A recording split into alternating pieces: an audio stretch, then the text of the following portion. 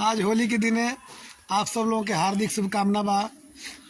एगो बड़ी ज़रूरी बात साझा कल चाहत नहीं आप लोगों के संग है। हालांकि समाज की अपनी एगो बड़ी क्रूर सत्य बा, लेकिन फिर भी कहतनी ध्यान दे सब है कि भूइया अबीर गिरल और सूखी गईल रंगवा। भूइया अबीर गिरल सूखी गईल रंगवा। अब भैया बेगाना भैले घर ही के लगवा। रहे घर ही के लगे, रहे घर ही के लगवा। अब बाबू बेगाना भैले घर ही के लगवा। तब इतिहास में जाई तो पता चली कि राम लक्ष्मण रहले भरत एगो भाई। बाकी बाली सुग्रीवे आजू देत बा देखाई। जौन की एक दूसरा के वध करा दिए लोग, वो भाइये रह लोग। आ भरत भी एगो भाइये रहल हैं, जौन भाई खातिर 14 वर्ष घर ही में रह के वनवास झेलना।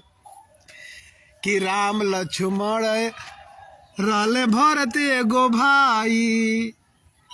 बाकिर बालिए सुग्रीव आजू देत बा दिखाई। आ छोटका के दोष दे कि दे बड़का के।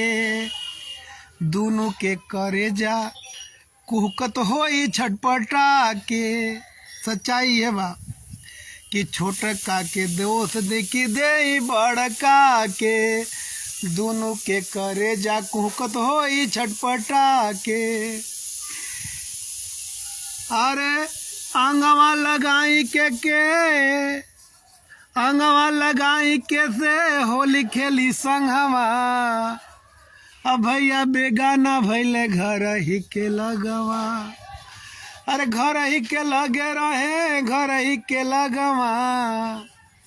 कि घर ही के लगे रहे घर ही के लगवा। अब बाबू बेगाना भैले घर ही के लगवा। यही से अरे भूइया अबीर गिरल सूखी गईल रंगवा। अब भैया बेगाना भैले घर ही के लगवा। एगो समसमाय की बात रहल है, सोचनी आप लोगों के साथ शेयर कर दिया। आज होली के दिन बा, लेकिन ई समाज के जोन बा, ई जोन एगो नौका बीमारी बा।